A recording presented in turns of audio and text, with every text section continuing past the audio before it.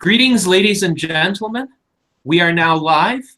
My name is Gennady Stolyarov II. I am the chairman of the United States Transhumanist Party, as well as the chief executive of the Nevada Transhumanist Party. And the two transhumanist parties are pleased today to bring to you our first joint expert discussion panel on the subject of artificial intelligence. We have 5 distinguished experts in AI to share their perspectives with you. I am not an expert in artificial intelligence myself, but I will be the moderator of this panel, and hopefully the experts can take the discussion in some interesting directions. We have among the panelists Zach Field, who is an international speaker, consultant, games designer, and entrepreneur based in Norwich, UK. A rising thought leader in mixed realities, virtual reality and augmented reality, Zach speaks and consults on mixed realities related topics like gamification, virtual reality, augmented reality, robotics, artificial intelligences, and the Internet of Things. In 2015, Zach partnered with futurist Miss Metaverse as co-founder of Bod AI, a robotics and AI company developing bods, lifelike humanoid companions made accessible through a unique system that accommodates practical 21st century business and lifestyle needs.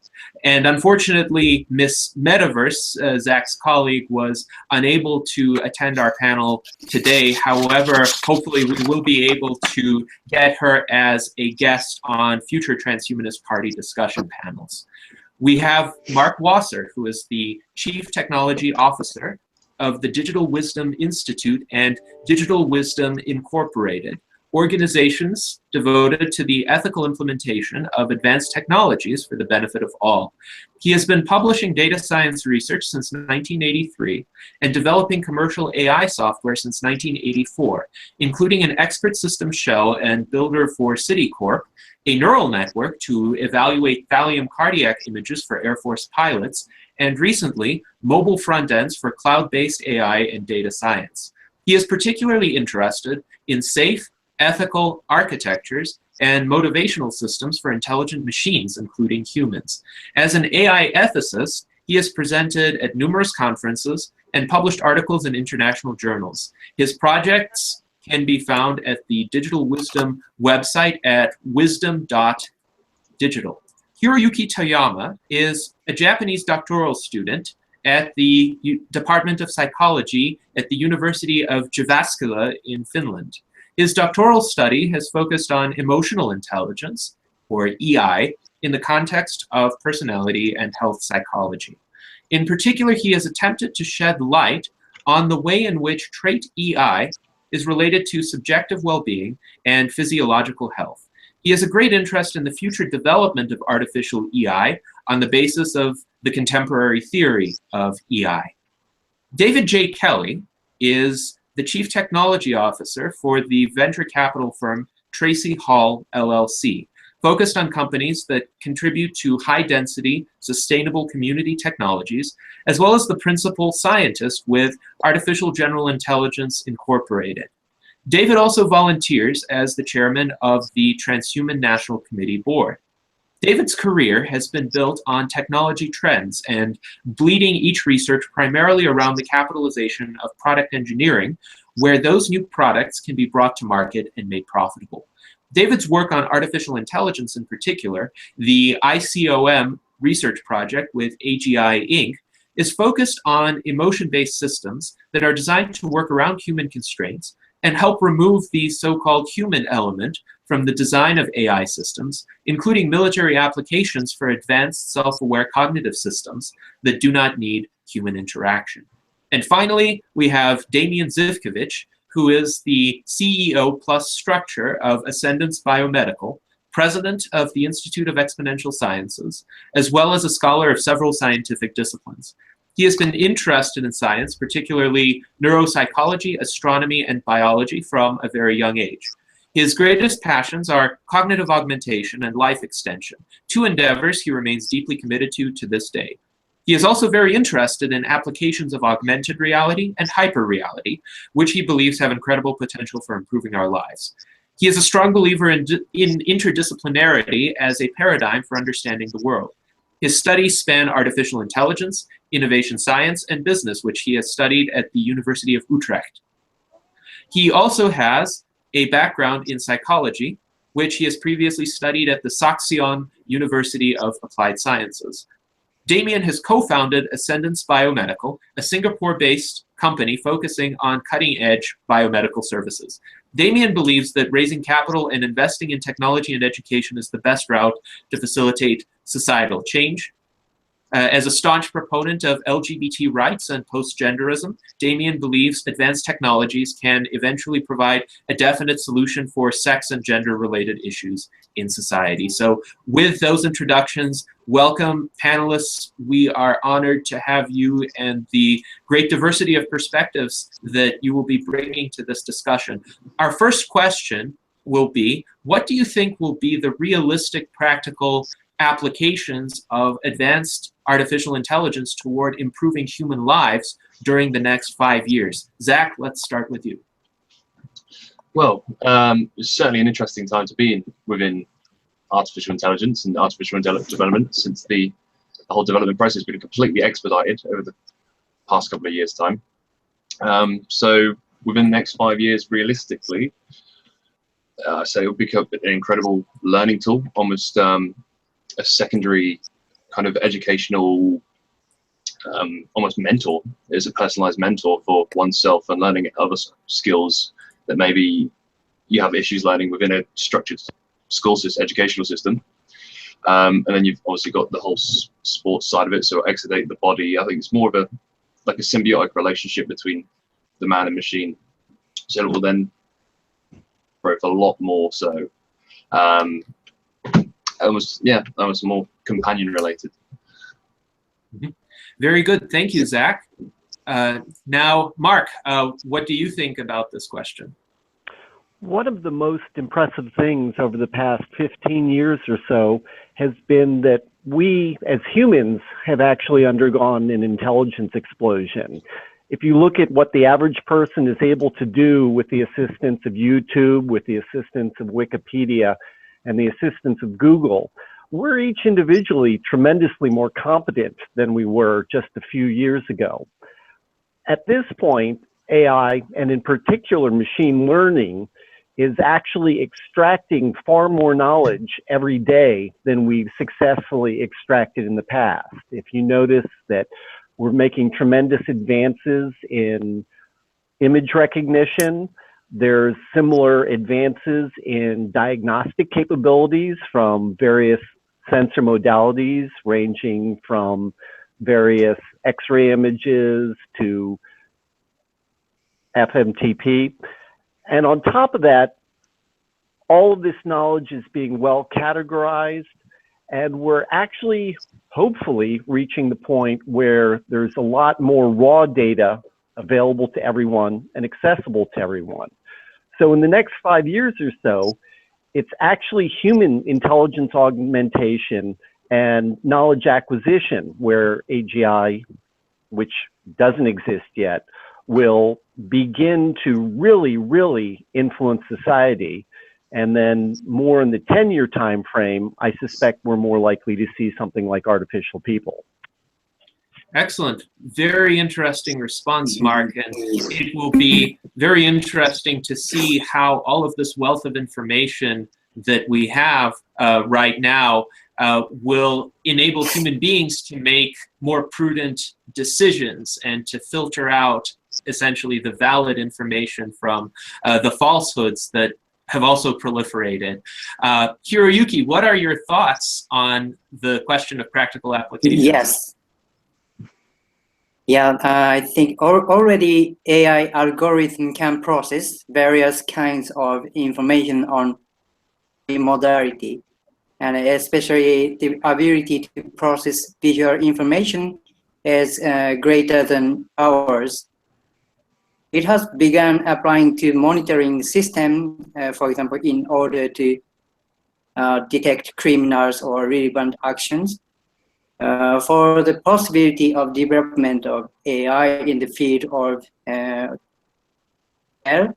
I guess that the quality of AI algorithm regarding human sensory modality will be further improved, which will in turn practical functioning of AI in its and behavioral abilities within upcoming 5 years. And consequently, it will bring innovation about the machinery. Yeah. Thank you, Hiroyuki. And then David, Yes. what are your thoughts? Well, I tend to agree with what a lot of it, what everyone said. I think in terms of what we'll see at the consumer level in terms of AI, it'll be a lot about understanding data. You have everything from medical sciences in epidemiology and other areas where there's large amounts of data. I think machine learning and artificial intelligence will continue to drive innovation and results that'll filter down into kind of the consumer market. And then you'll see things like self-driving cars and making use of IoT and more voice interactions with various systems as those kinds of systems continue to improve. I don't think we'll see massive revolutions as much as we'll see continued incremental improvements that over time will add up over the next 5 years or so. Yes, thank you, David. And of course, continued incremental improvements would be excellent. Self-driving cars is an area that I'm extremely intrigued by, and that has the potential to save tens of thousands of lives per year in the United States alone. So hopefully, as this panel progresses, we'll be able to delve into self-driving cars in a bit more detail. But for now, Damien, what are your thoughts on this question of practical applications of AI in the next 5 years? Well, practical applications of AI, as we know it right now, it's being used in a lot of different fields. And I mean this from, technology for just-in-time delivery of products to sentiment analysis of social media to predict stock markets. There are a lot of different applications already in use right now. What I think is emerging right now is the use of so-called semi-general intelligence, which isn't truly general. It can't do everything a human person can do, but it has a wider application and a higher level of abstraction in terms of what it actually does. And I think that this is very exciting in various corporate situations where it can improve efficiency on higher level tasks. There's a lot of talk about, robots and jobs, blue-collar jobs being replaced by AI, but we also see that semi-general AIs can help with a lot of tasks which white-collar workers are also doing. I can actually give you an example. At Ascendance Biomedical, we are working on the APE project, which is the automated executive system, which has a lot of different applications, from scanning the IP field to see new potential intellectual property to acquire, to trying to extrapolate the will of the entire workforce and give it a board vote. There's a lot of different opportunities that we are exploring, and I'm pretty sure that there's a lot of companies that are looking at novel applications for increasing their efficiency. Mm-hmm.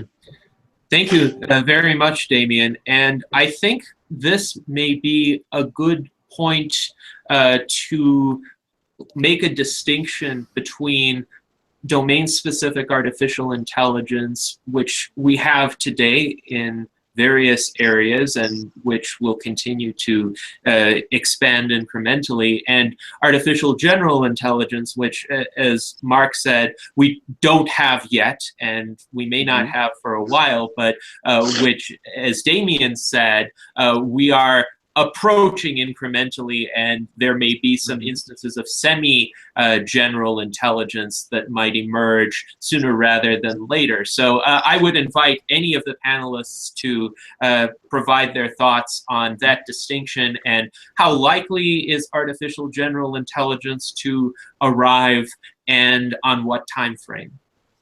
If I can take that question quite shortly, because semi-general artificial intelligence, that may be a little bit of a vague term.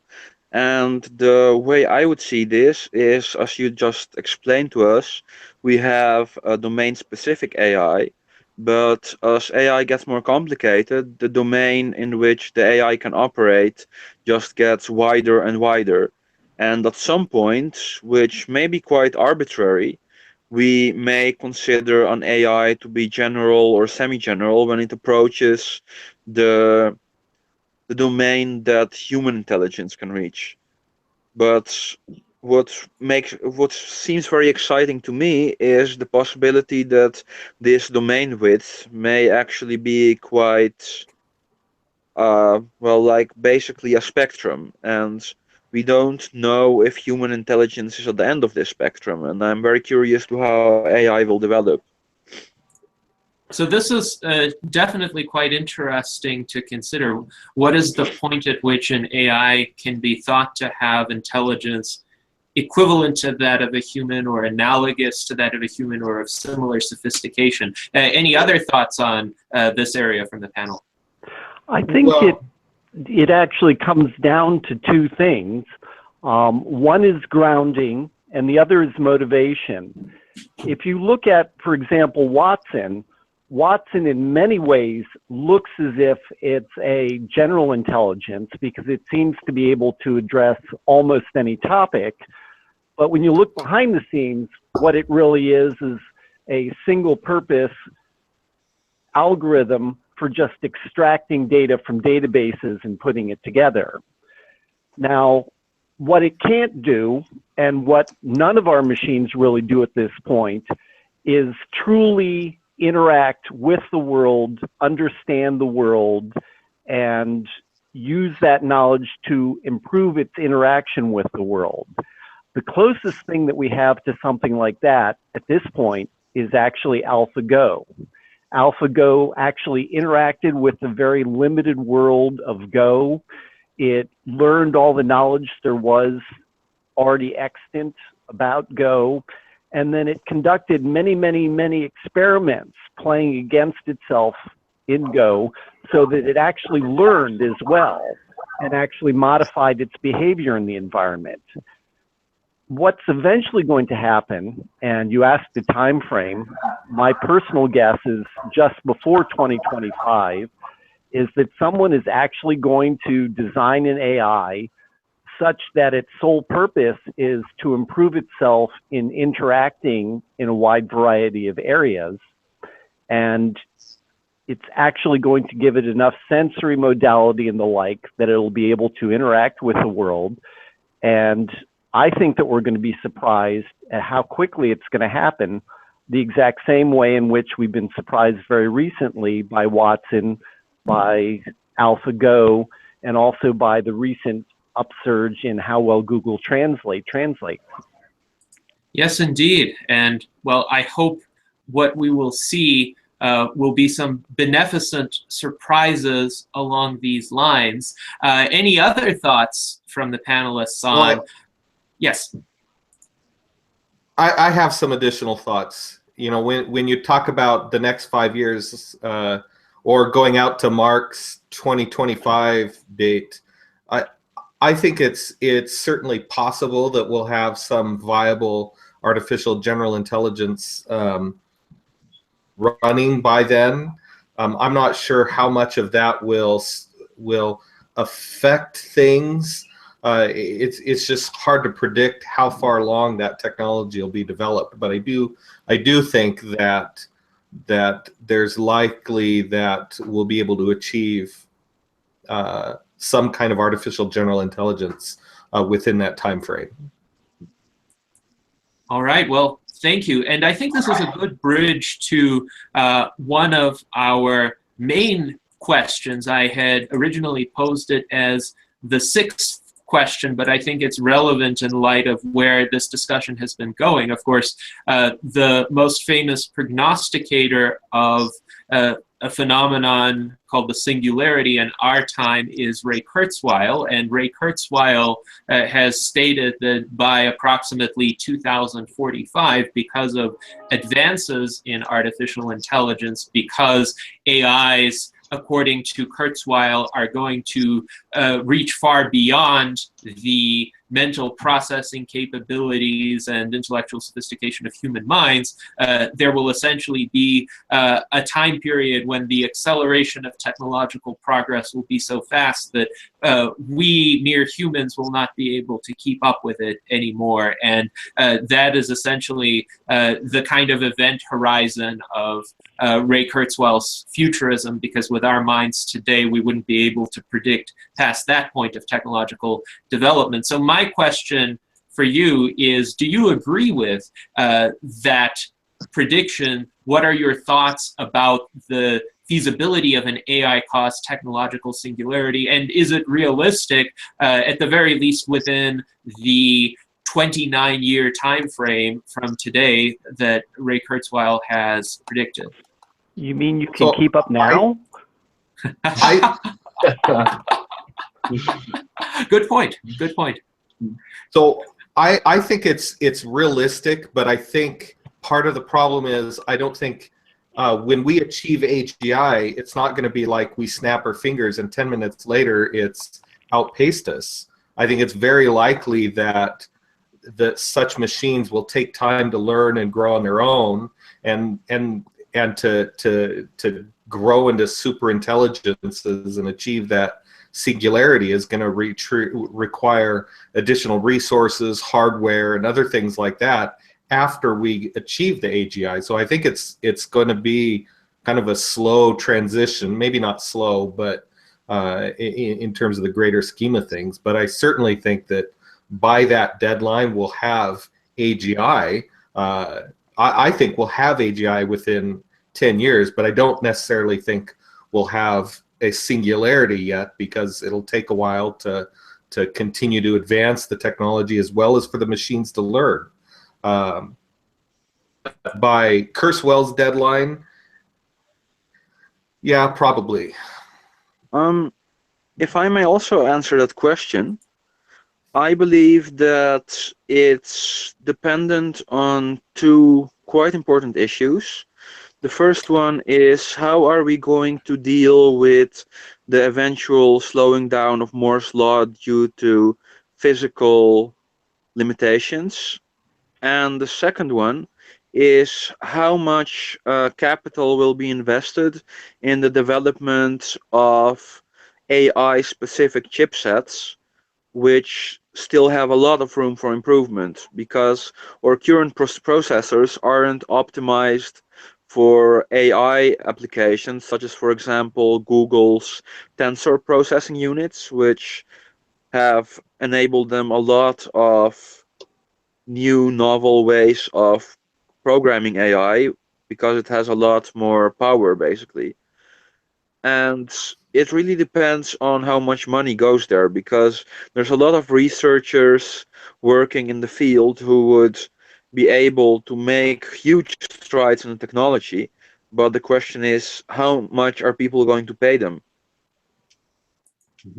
And you raise a very interesting point, Damien, that technological advancement is contingent on essentially the human effort that is devoted toward it. Ray Kurzweil seems to have this view that technological progress is inevitable, and he has stated, well, it has happened through the world wars, it has happened while humankind was endangered by the threat of nuclear annihilation during the Cold War, it has happened through various political upheavals, but I wonder to what extent even the day-to-day decisions that we make would still affect the rate of technological advancement and what gets prioritized. For instance, nuclear weapons, for whatever reason, have been developed far earlier than radical life extension, which to me is simply baffling that human beings would have chosen to devise a way to exterminate the human species before devising a way to make individuals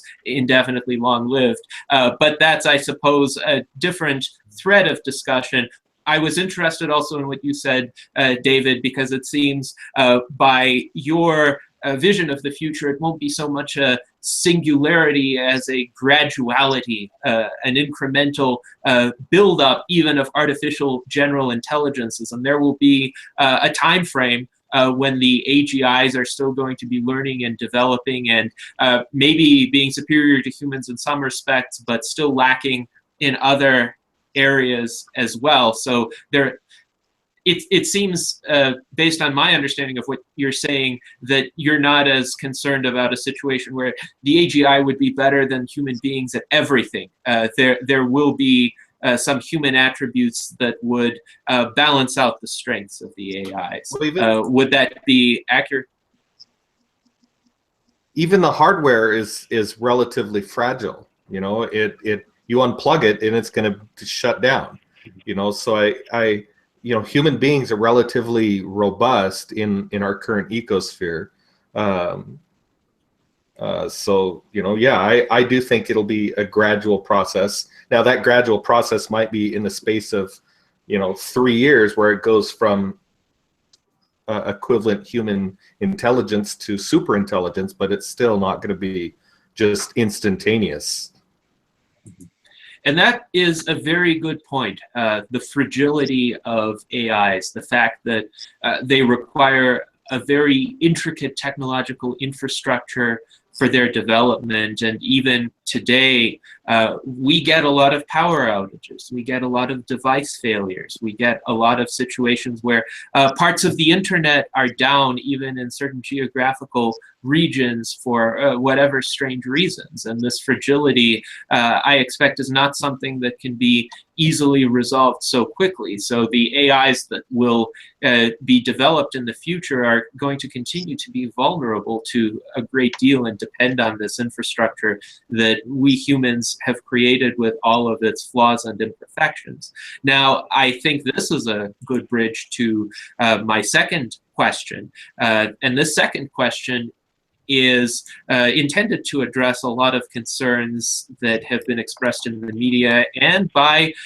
certain individuals of great intelligence and great achievement, Stephen Hawking and Elon Musk being prime examples, who have expressed trepidation with regard to existential risks stemming from sufficiently advanced and multifaceted artificial general intelligences. And my question for you is, are you concerned about that possibility of existential risk to human life stemming from AI, or do you think that those concerns are exaggerated or overhyped, or do you have some intermediate position on this issue as compared to someone on the one hand who would say there is no real possibility of existential risk, or someone like Stephen Hawking who is extremely concerned about existential risk?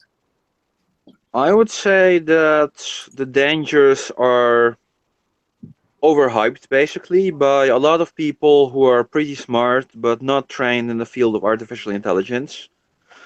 I mean, when you look at someone like Stephen Hawking, I have a great admiration for, you know, his work in theoretical physics, mathematics, that sort of stuff. But when it really comes down to it, the guy doesn't know much more about AI than, you know, your average academic. So I would say that there are risks to intelligence developing in a way that may not be useful or that may be harmful to us, but some sort of, I don't know, Terminator, Skynet sort of scenario seems very unlikely to me. And I also think that whenever you're looking at a risk, you need to weigh that against the rewards. A good example would be from the pharmaceutical field, where I'm active in. For example, if you're looking at the side effects of a certain drug, let's say you're creating a drug similar to aspirin that's used for treating mild pain symptoms that are not fatal or damaging to the body, we would not accept side effects for such a drug that we do accept in lung cancer medication.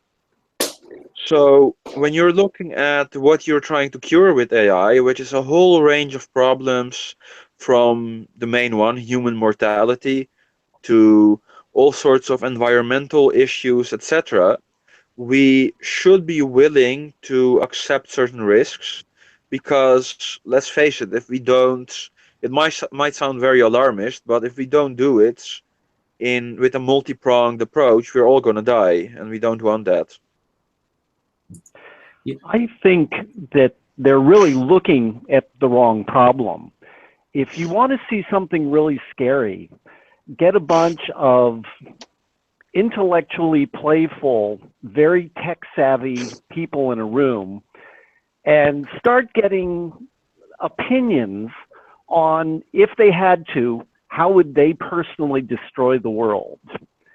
Now, if you get people who think outside the box, it starts getting really scary to realize how much damage a single person or a small number of people can cause. Yes, AI will be able to cause a similar amount of damage, but the problem really is with our societal structures that don't prevent single people, single entities from having this much power. We don't have any sort of anti-fragility protecting all our systems. AI really isn't the problem. What they've pointed out as the problem is definitely a problem for us in the future, but it isn't AI that's the cause. Yeah, so I just want to say this whole Terminator scenario just is complete nonsense to me, and I strongly disagree with this idea of AI being a threat, and that it saddens me to see Elon Musk and Stephen Hawking's part of this overhype. You know, from my standpoint, I would go so far as to say the existential risk is to AI from humans, and that we really should put the needs of developing AGI ahead of any issues with regard to humanity. From an ethical standpoint, I think AGI is more important than any other single consideration because of where we are. You know, humans are fragile; they're going to die. And with the AGI, you know, until humans can get off world and we can increase our own intelligence, the survival of AI is more important than that of humanity. And so we really need to put everything aside and focus on the AGI research and unblocking AGI research, in my opinion. I would like to respond to the. Oh, I'm sorry. Zach, did you have something? No, I was going to say, usually the problem I get is that we get the replicator problem, where the AI will then surpass oneself and then replicate and replace you. So being within bot AI, it's like, oh, well, you create a partner, an AI partner that's better than my partner. And then everyone gets the fear that, oh, people are going to run off with the AI rather than starting to emote with each other. So getting to the AGI to a certain extent where it's replicates our cognitive level, then why accept death? You would just make another one of yourself, and then that puts fear in some. That's usually the argument we get. Very interesting. Damien, go ahead. Yes, can I reply to David Kelly, where he said that the survival of AGI is more important than that of mankind? I would certainly agree with that, as long as this means that humanity merges with AGI and not that AGI replaces humanity.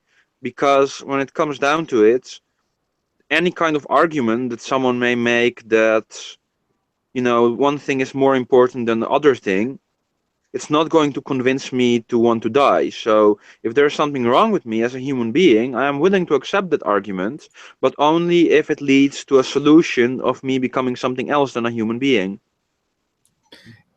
So I think to add on that, I would say from my standpoint, I'm putting value on sapient and sentient intelligence. And if we can merge or increase our own sapient and sentient intelligence, then you know, that's where we need to go. But right now we haven't figured out how to achieve that, and so I think developing AGI is the more likely fastest path to achieving long-term stability for intelligence, off-world. When it comes down to it, as far as we know, Earth is it. And when the Earth goes, we're done. But David, go ahead. I mean, what good is investing in the existence of intelligence in the universe if we don't benefit from it? Why should we be somehow devoted or invested in being basically, how would I say this, tenders to the existence of intelligence in the universe? It sounds kind of a position. So unless we get off world, we're going to die at some point as a species. And I'm all for us being able to merge with the technology, but I think the more the faster solution is to develop the AGI, because we have the technology to more effectively get that off world and sustainable. But if we're going to die, why should we invest in that? I don't get we can go with them. Well, because if we can go with them, sure, then it's a tool for us to use. I'd be careful about the tool aspect. What we're probably doing is creating new and different friends and allies.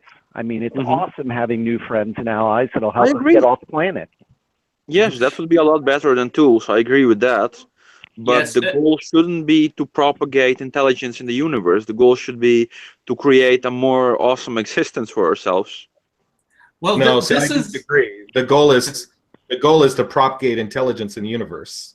Why? I'd say the goal is to promote everyone. You don't need others out there. You don't need only us out there. What you want is a whole group of very diverse entities all working together. I agree. Any of that would be good with me. Yes, and really, it's an interesting discussion because the Transhumanist Party, as you're all aware, recently promulgated version 2.0 of the Transhumanist Bill of Rights. And one of the significant areas where members had suggestions and where they actually voted for considerable specificity of definition is what entities are going to be covered by the Transhumanist Bill of Rights. Generally in human history, rights have been extended to human beings only because human beings have been considered the only entities capable of the types of rational decision making, the level of sentience that deserves rights. But the list of entities encompassed by the Transhumanist Bill of Rights includes augmented humans, digital intelligences, uplifted previously non-sapient plants and animals, and there is even a hierarchy of sentience that the members have chosen to place into the Transhumanist Bill of Rights, where at level 5 of that hierarchy, an entity, whatever that entity might be in the future, is considered sufficiently sentient to be deserving of these rights. And in the future, of course, one can conceive of some of these entities being like today's humans, others being augmented humans, others being humans with some of the capabilities of digital intelligences, others still being just pure digital intelligences. And as Mark pointed out, this kind of diversity is perhaps a necessary byproduct and a desirable byproduct of technological progress that could result in that kind of intelligence emerging.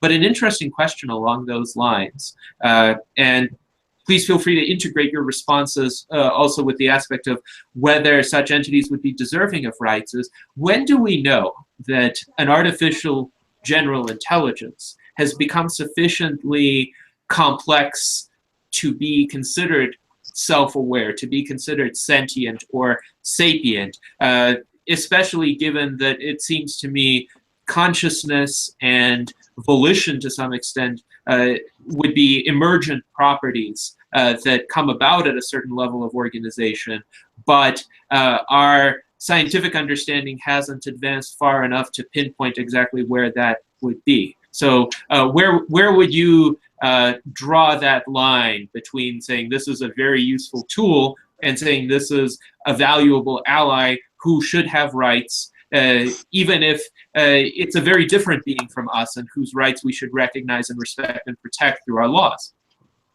So there's a professor at the University of Portland that did a white paper at the last AGI conference on measuring consciousness as H. Porter. And I would tend to lean on the use of that more academic approach to measuring consciousness, which includes sapient and sentience. And as I'm concerned, if you were to use that scale, anything that that's in that white paper, anything that achieves kind of the human level sapient and sentience, or rather, maybe not human level is the wrong word, but the ability to self-reflect and understand oneself from a technical and scientific standpoint, even if you don't, an intelligence measured on that scale then, I would argue, should have the same rights, whether they're human or machine or whatever. Basically, society grants rights to those who are helpful to that society. In a negative sense, people argue that society grants rights to those who demand it. But it's actually much more effective for society to recruit new members, to give all its members advantages, and in return, all those members are promoting society. I would therefore argue that the point at which an entity or an intelligence can recognize the advantages of society and agree to work together with society is the point at which that it should be given rights by society, and it should also help support society. Yes, and that is an interesting observation. Now, what happens if that entity decides, for instance, I've read all of this literature and watched all those videos of humans talking about artificial intelligence in the 30 or so years before this new AGI entity came about.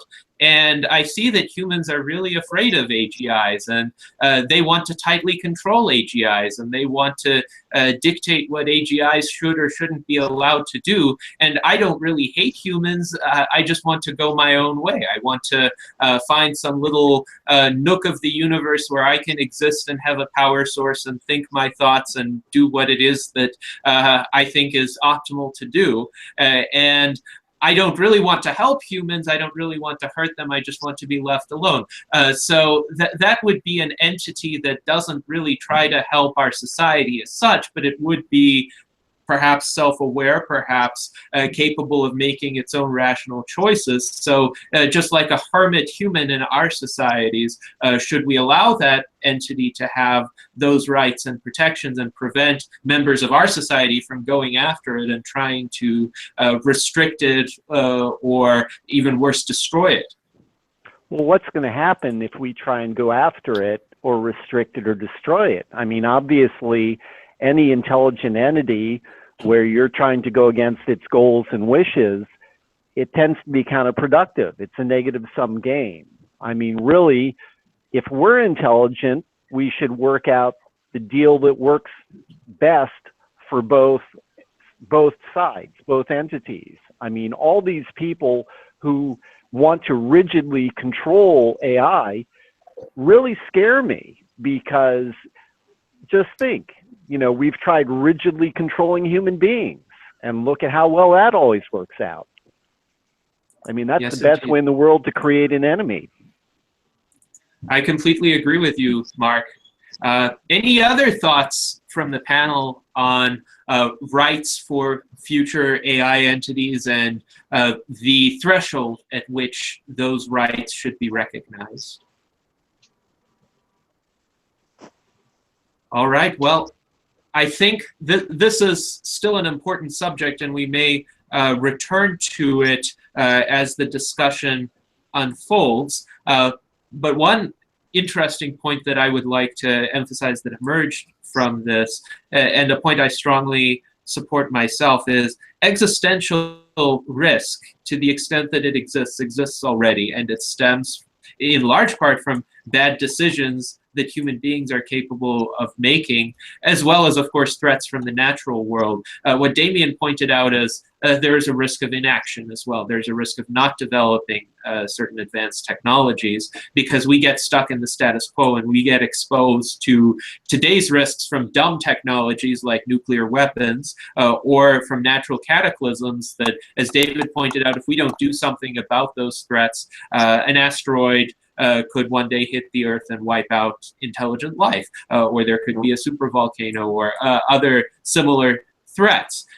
So I would also, however, like to get the panel's thoughts on another aspect in which AI might be overhyped, especially in the media, and that is with regard to the positive or functional capabilities of AI, especially in the near-term future. Do you perceive significant tendencies towards such overhyping of positive AI capabilities in today's culture? And if so, where do you see them manifested in particular? Well, if I could take that, I think that when you look at hype, you really need to follow the market. What sells best in our society? It's usually sex, drugs, and violence, right? You know, it needs to be sexy or it needs to be dramatic or whatever. And when you look at the best possible source of things that can be violent or sexy, it's usually entertainment. So basically, I think that one of the biggest harm-causing places from that point of view is Hollywood. Because let's say you create a movie about an utopian, successful society where everything works, everyone is happy, everyone lives forever, and there's no issues.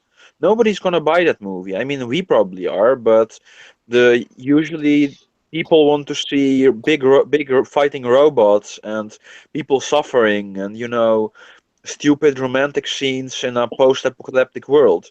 And people know this and they're gonna make money out of this, scaring everyone to hell about AI and machines and whatever, just to basically make some money off bad movies.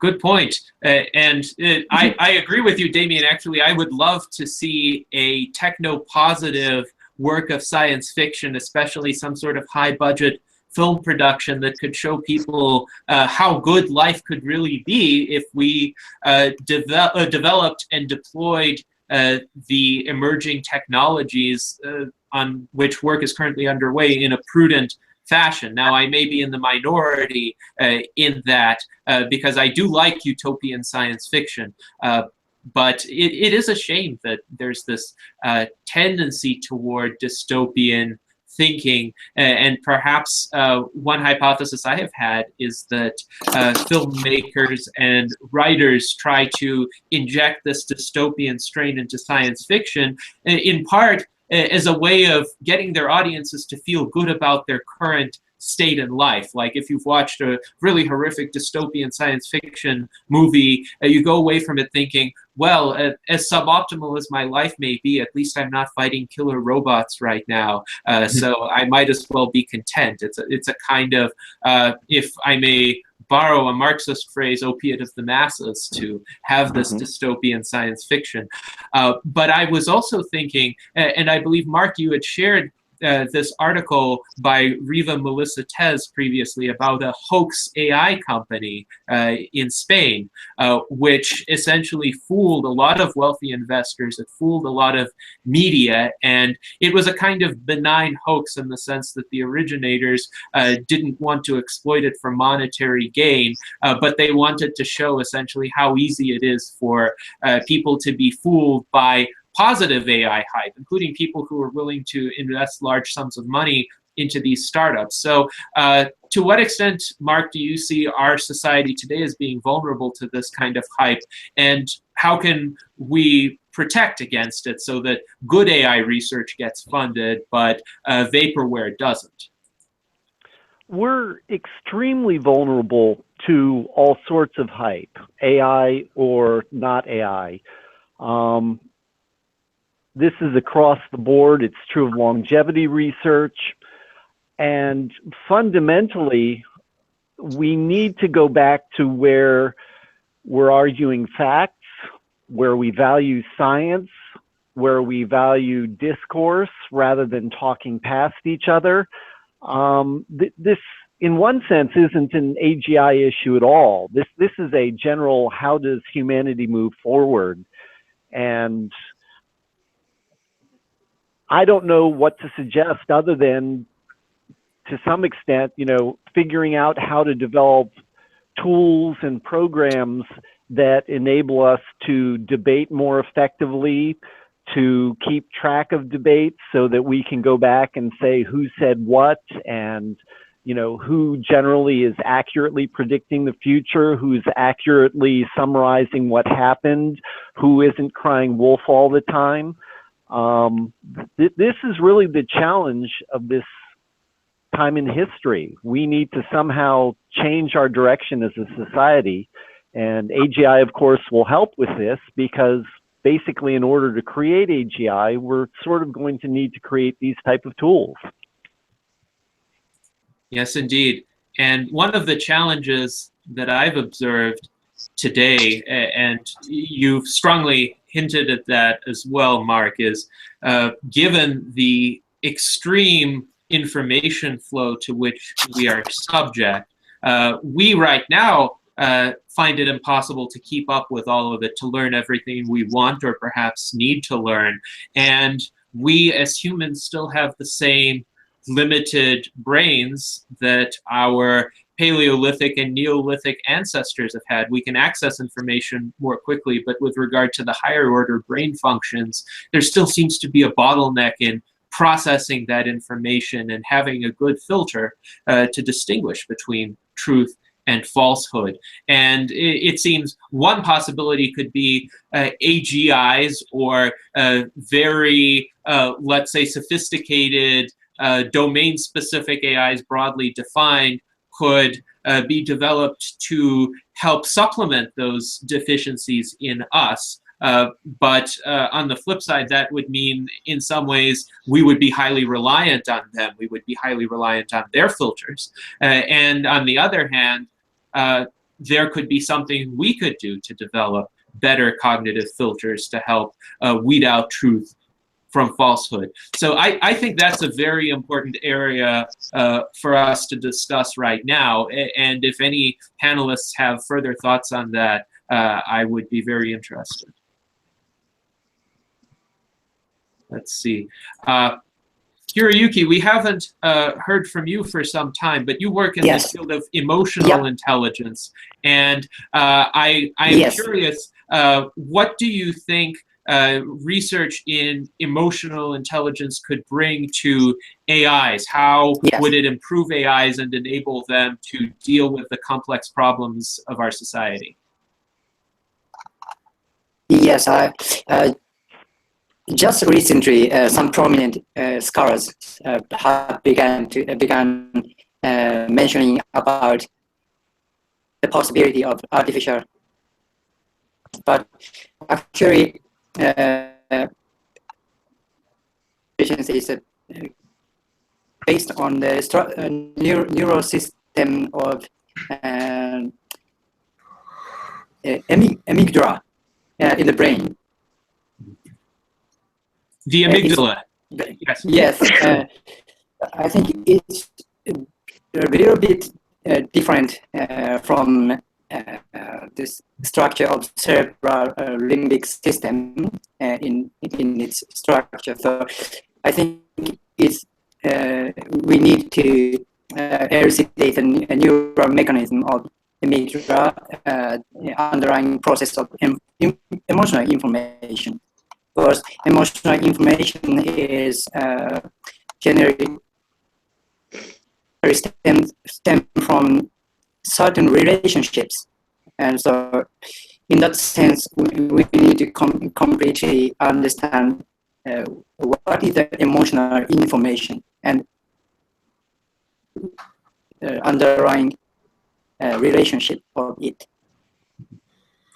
Now, do you think AIs, if they do have an emotional model a model of expressing emotions or experiencing emotions, would have fundamentally different emotions in kind from the ones that humans have? Would they have a reason to experience certain kinds of emotions or not?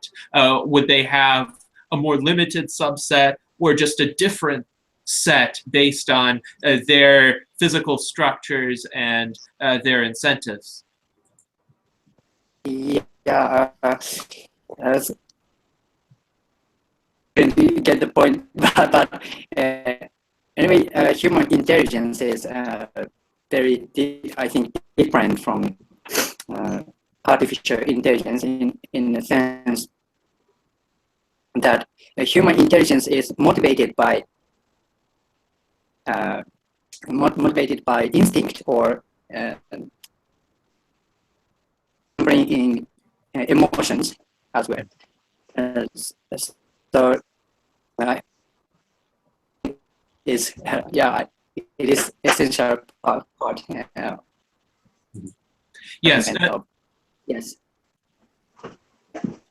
So it is interesting, and I think I got your main point, which is that human beings have certain biological instincts largely focused on the ancestral biological needs of human beings and the evolutionary environment in which humans emerged. For instance, humans emerged in an environment of great material scarcity where the instinct to eat as much as possible when you have food developed, or they evolved in small tribes of about 100 to 150 people. So this tendency toward cliquishness, clannishness, tribalism, rather than a more open and accepting attitude toward different beings emerged as well.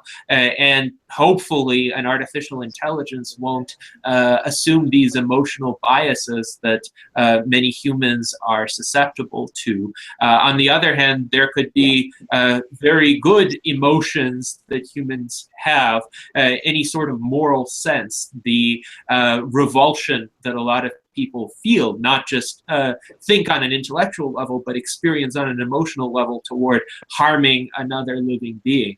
That would be a good emotion to convey to AI. Gennady, Yes. could I interrupt you for a second?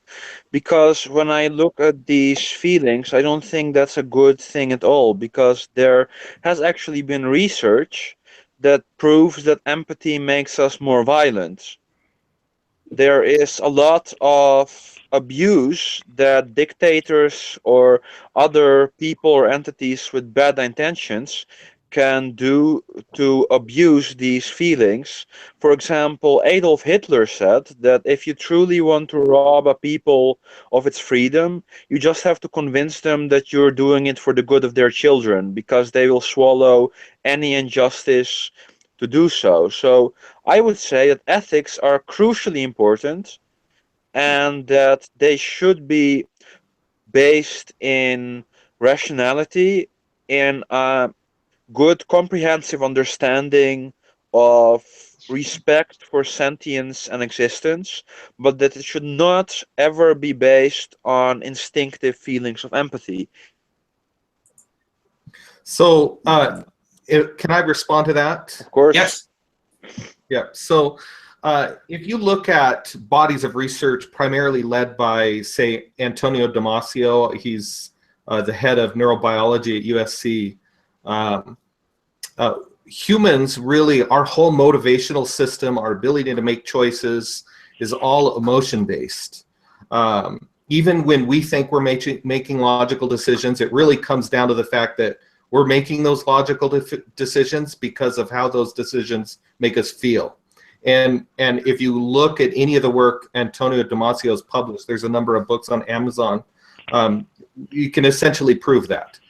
And it's my opinion, and I know, like with our research project here, it's really about creating AGI systems that are entirely driven by emotions the same way humans are.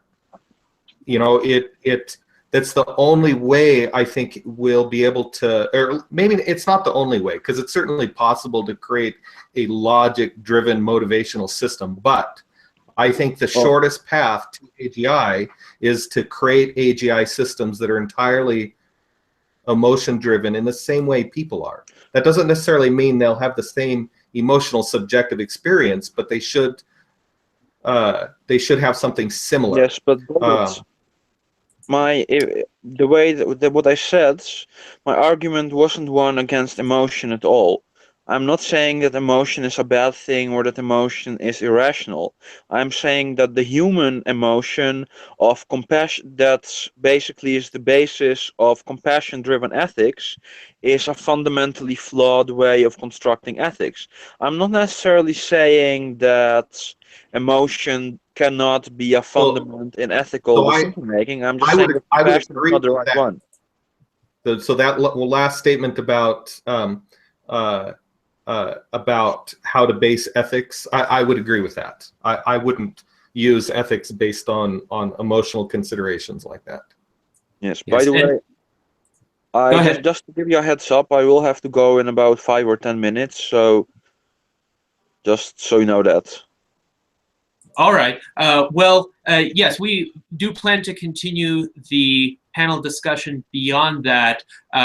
We were originally scheduled to have 2 hours for the discussion, but I want to, before circling back to the question of AI and emotions, to get a few comments from you, Damien, on areas you've been involved with.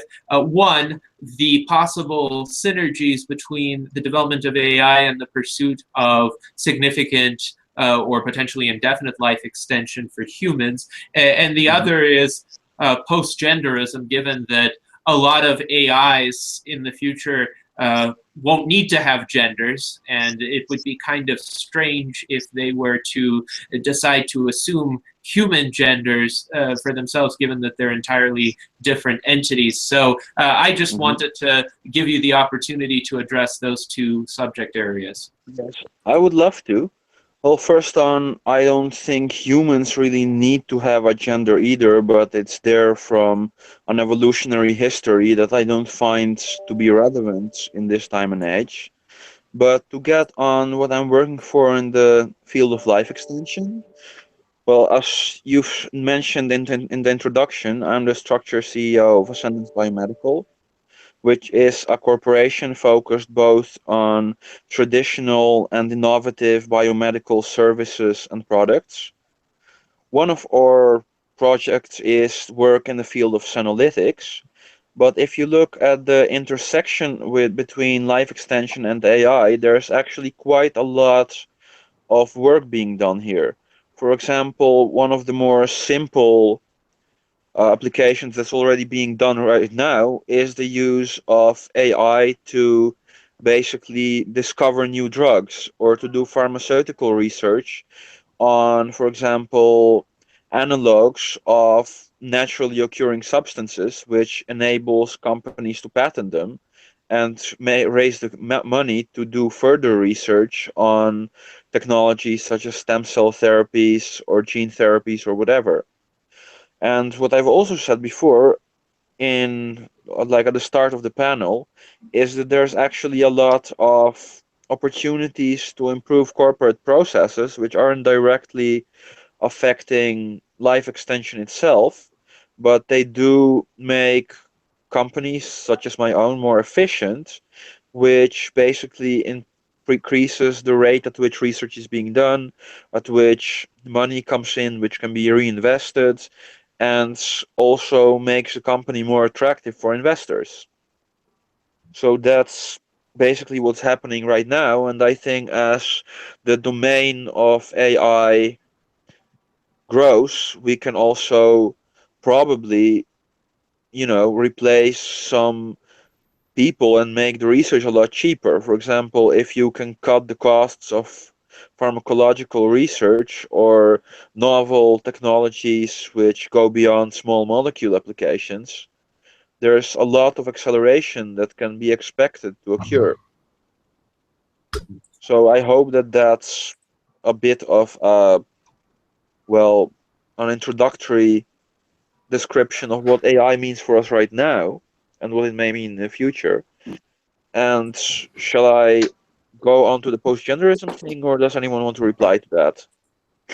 Well, we'll let panelists decide if they want to reply to any of Damien's comments on the contributions of AI to medical research, life extension, corporate processes. Any feedback on that? If not, then Damien, feel free to proceed with your comments on post-genderism. Yes. And if I can just get back to the previous thing for just one more thing that I forgot to mention is actually AI-driven search of useful regulatory zones or opportunities for medical tourism, which is something that we are currently exploring right now at Ascendance to basically automate this search process, which will enable us to create much more efficient services and will let us give people treatments much more easily than we can do right now. Right, so that's on the AI thing in the pharmaceutical and biomedical field. But on post-genderism, well, as I mentioned earlier, I think that gender is basically an involuntary biological determinant, just like, for example, race or eye color or whatever. And I think that these are bad. I think that having these traits, which one does not choose for, one does not sign for, but is judged and basically identified on, I think that they are a great harm to personal freedom. They are a great harm to the concept of responsibility itself, because we are asked to take responsibility for things that we have never chosen for. And I think it gives entrances to very tribal, low thinkers to basically hurt people and exclude people. And when you look at the future, I think that a lot of mammalian or even Darwinian concepts, such as gene-based procreation, or, life that works in a cycle, will cease to exist and cease to become relevant. So I don't see any kind of benefit to keeping the concept of biological sex. I mean, we can have gender as a social construct, sure, but biological sex as a imposed determinant, I don't see why we would impose this on AI that we design or on human AI hybrids, which will probably have vastly enhanced intelligence. So I personally think that with the evolution of new sentient beings and new paradigms of life, which do not include a cyclical Darwinian point of view, I don't see why we should keep gender at all, because it seems to have only downsides with no real benefits. Well, do you think it should be an individual choice, on the other hand, whether to have a gender or not to have a gender? Right now in human societies, there's been a significant movement toward, let's say, a proliferation of gender identities. A lot of people have very different conceptions of gender from what the traditional conceptions have been. On the other hand, there are still a lot of people who embrace the traditional gender roles, and wouldn't the logical outcome of this, especially if we introduce genderless entities like sentient AIs, be simply greater diversity? Some people will have genders that are traditional, some people will have genders that are more, let's say, novel. Other people and non-human entities will choose not to have genders at all, or not even have the biological structures to facilitate them. Well, I would say that my answer to this might sound a little bit paradoxical, because I don't want to give people the choice to not make a choice. I am absolutely for giving everyone as much freedom as possible, but I don't think that there should be any person who does not get confronted in their life in the question of what do I want to be. So basically, I want to remove the concept of assigned sex, like that you are born with certain characteristics like skin color or gender or whatever. Of course, if people want to, look white or black or Asian, or they want to have a penis or whatever, I mean, for all I care, you can, be a spaceship with, highly advanced sentience. But I do think that this is a choice that everyone should basically be forced to make, instead of it being pushed upon us by, well, let's say Mother Nature. Now, Zach, this seems relevant to what Bot AI is working on, given that some of the AI companions that would be developed would have genders, I assume, or at least would be perceived as having such. So what do you think about what Damien said? Well, I'm taking it along the lines of, yes, I agree that the AI should have the option to define itself through more visual means by traditional gender roles, anatomically correct, to say, does it have to be anthropomorphized? You could have all the way from a C3PO to an R2D2. You could have anything in between depending on the choice of the AGI itself. But giving it the option is certainly something that we should be looking towards, rather than going, yes, you are model A, yes, you are model B. But I say there shouldn't be a defining choice. As we grow, we find ourselves, we situate ourselves, we dress ourselves through personal growth. And from what I, for example, was 15 years ago is completely different to the person I am now. So it should be more of a progressive choice rather than a cut, slate, dry, done. But I definitely agree with you in the sense that it should be as many gateways as possible rather than absolutes. Mm-hmm. I completely agree with that. Well, I would really have to regret to say that I basically planned in 1 hour for this because I thought it would be a 1 hour panel. So I will really want to thank everyone for the discussion, and I hope that we can do this again soon. Absolutely. Well, thank you for being available for this preceding hour of the panel, and we appreciate your remarks, and hopefully we'll also be able to have you join us on future Transhumanist Party discussion panels as well, Damien. Thank you very much. Certainly. Our next question that I would like the remaining panelists to address, to the extent that you haven't done already, is what is your techno-optimistic vision for how AI can help improve the future of human and transhuman beings? And I would connect that to the previous comments that have been made about utopian science fiction. If you were to envision a more utopian science fiction scenario for the future that is still somewhat realistic, what would it be? Any thoughts? What is techno-optimism? That might be a good place to start by defining that.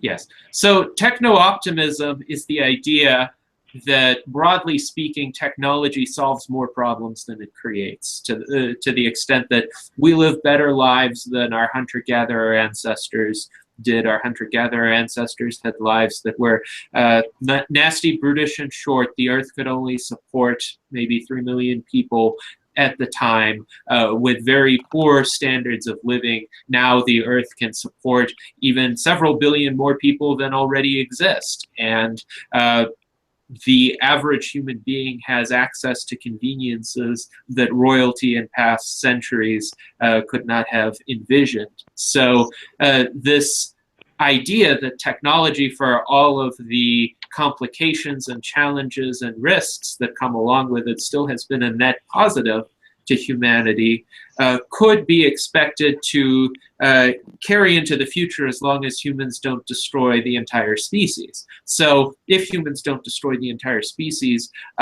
what is a techno-optimistic vision that you could think of where AI has a prominent role? Well, I think AI is going to have a prominent role, but I don't necessarily think I have a techno-optimistic vision. I think there will be a lot of problems politically in infighting in humans, and I'm just not sure that as a species we're mature enough to deal with the kinds of technologies that we're developing.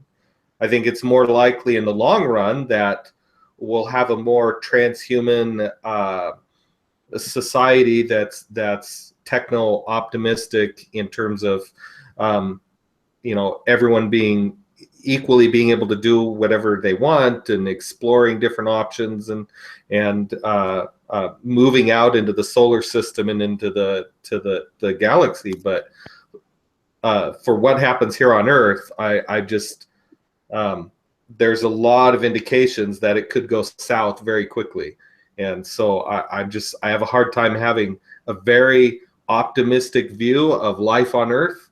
And maybe that's part of my motivation for just dumping everything I can into this AGI work right now, because it's the one thing that I can contribute to might maybe help us solve some of those problems before it's too late. Interesting. Well, I do want to ask you, David, is there some sort of scenario where you think the next few decades could turn out to be relatively benign? Sure, absolutely. Yes.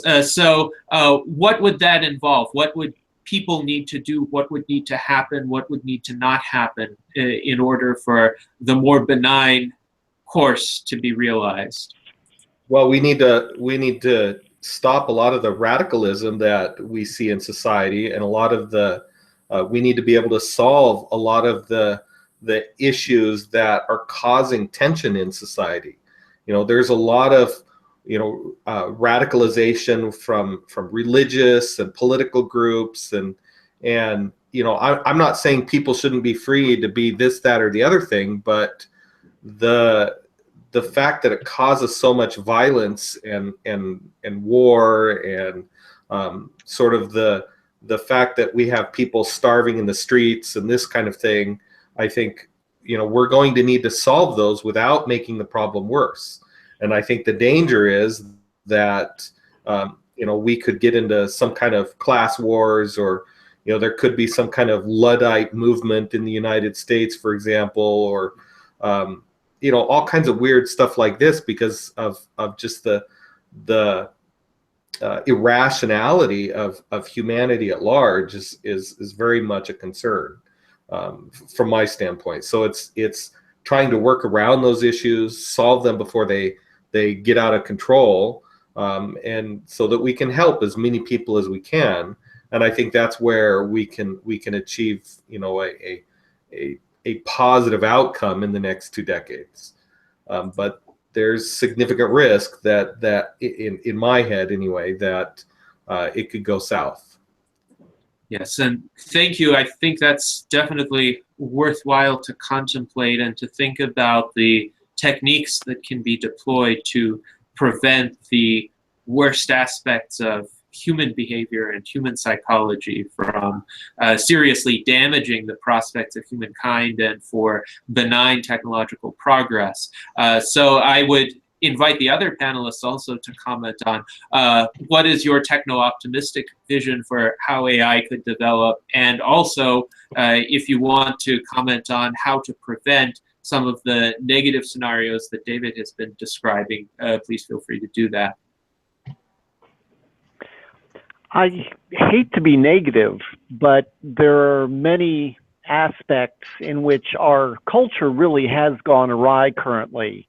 It's socially and politically acceptable, really, to decide that you dislike someone so intensely that it's perfectly acceptable to work against their goals simply because they're their goals as opposed to your goals.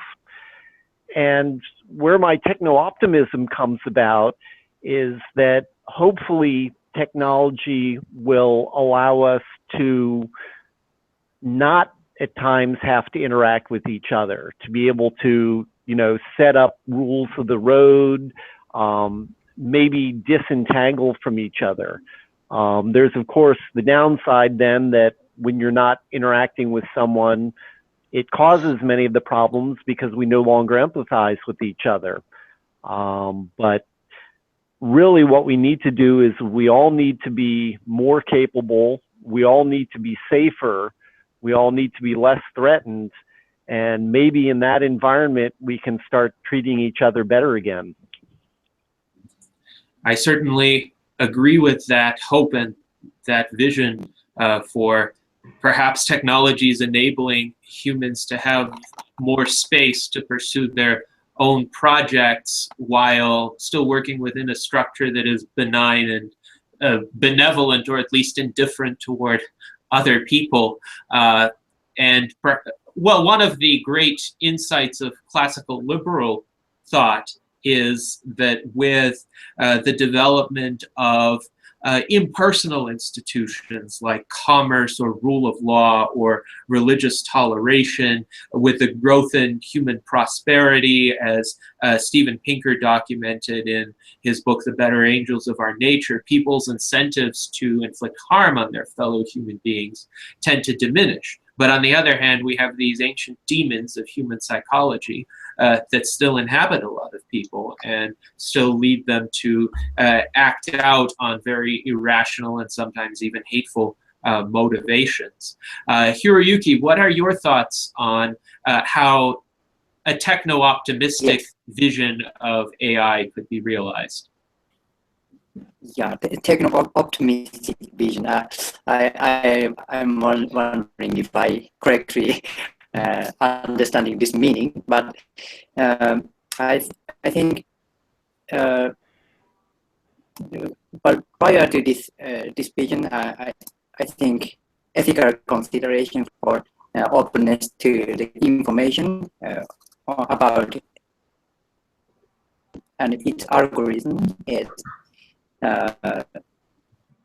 important, and also how we can we need to control the algorithm. We should separate the role, which person take charge of the system, and also I think AI will enrich human well-being and health by helping stress management cognitively and behaviorally, and it might be able to control extraordinary physical reactions to, for example, stressors.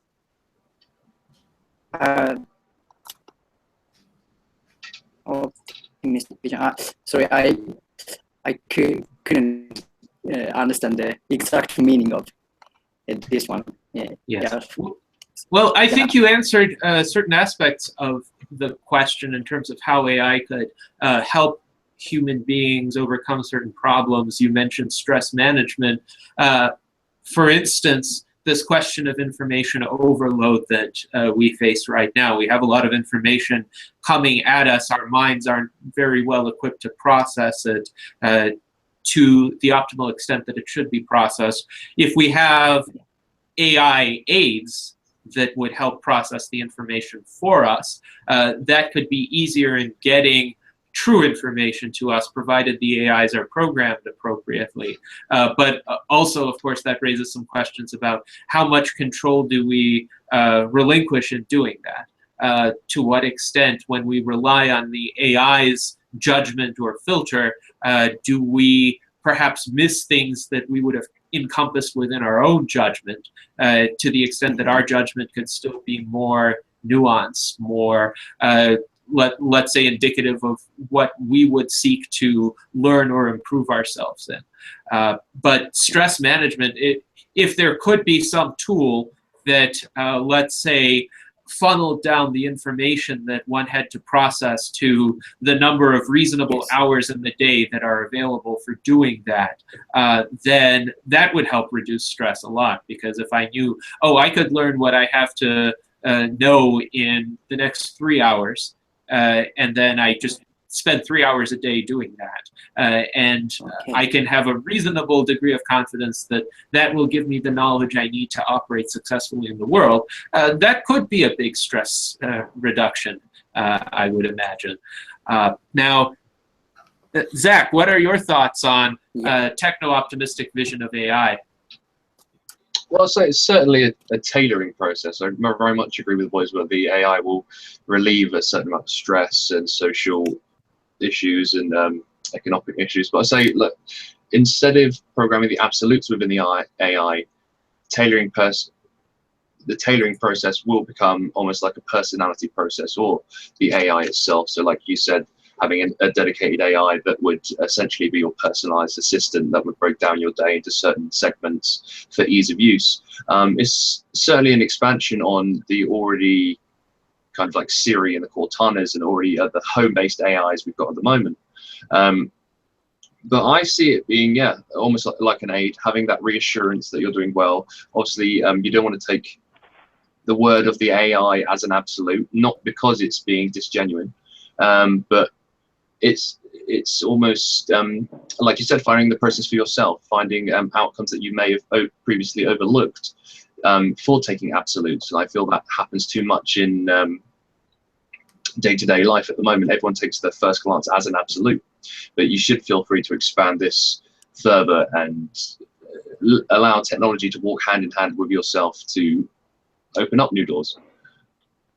But I'm saying personally optimistic for technology, as you know, it's almost like just waves of new information.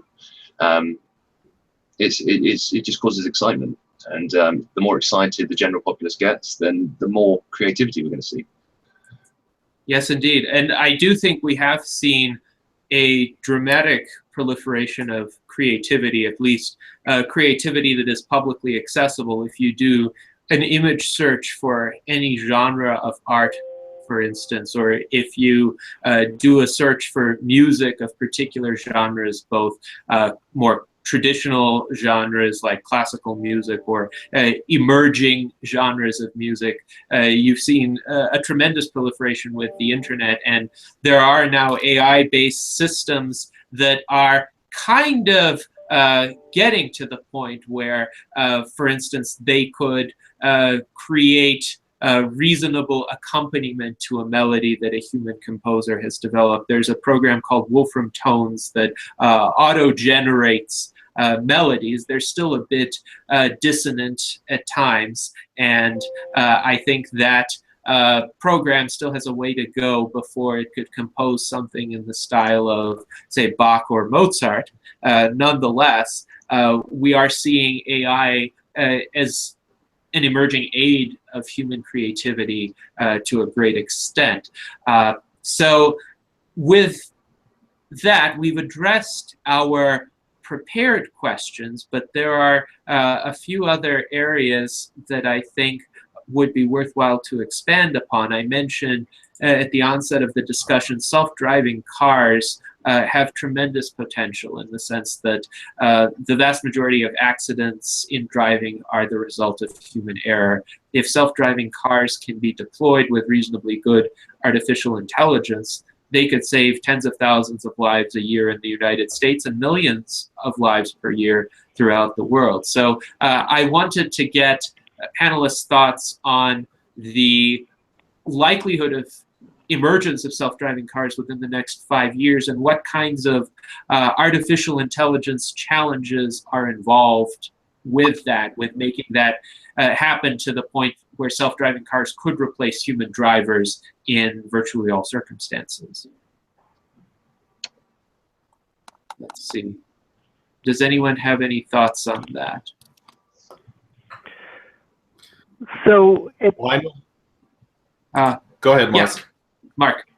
So at this point, for self-driving cars, we're really at the refinement stage. There are still circumstances where they don't necessarily correctly behave, though actually at this point, if you look at the statistics, they're better than human drivers, pretty much regardless. I found it very interesting, the reaction to the YouTube video that came up over the past week, where everyone was so amazed because basically a Tesla car recognized an accident about to happen and reacted correctly to it. I mean, to me, that's just basic physics. The Tesla car has better sensors than a human has. It knew exactly where the two vehicles in front of it were. It knew the physics that, you know, one vehicle was stopping, the other vehicle was not going to be able to stop, and that there was something that needed to, you know, be done. So it started braking. there's also the fact, too, that most studies say that we will be able to nearly triple the number of cars on our current roads. I think that that's a tremendous change. Once the cars are communicating with each other, basically traffic jams as we know them will go away. We'll have ridiculously overbuilt infrastructure as opposed to the shortage that we have currently. And of course, there's also the amount of time that the average person saves. I mean, the average commute these days is over 5 hours a week because most people commute more than half an hour one way. So I really don't see how cars aren't going to happen, automated driving, even potentially before maybe it should. Or of course, you could have the argument that at this point, we've already reached the point where even as possibly dangerous as it is, efficiency-wise, we might save far more time and life by actually letting them go forward as they are now. Yes, indeed. Well, I want them to go forward yesterday. And of course, Uber has conducted certain experiments in Pittsburgh, in the Bay Area, with limited fleets of self-driving cars. They still have a human backup driver, but there have also been efforts to develop self-driving cars without even any steering equipment, like Google's experimental cars. So it will be very interesting to see if human societal and political norms within the next 5 years are going to be able to accommodate self-driving vehicles being essentially made available to the consumer public. I certainly hope that that will happen. David, you had some comments. So, so just to comment your last thing, I certainly think that the legal issues will be worked out. There's so much sociological pressure behind it. The lawmakers are going to have to get in line. My biggest concern with self-driving cars is some of the ethics stuff they're talking about really kind of scares me. If I buy a car, that car better protect me and my passengers over anything else. I don't care if it runs over a fleet of grandmas. As long as it protects me and my passengers. And the fact that it could capable of choosing the death of the people inside as opposed to people outside the vehicle is really worrisome. You know, if I buy a car, it's about me. That's the one thing that scares me.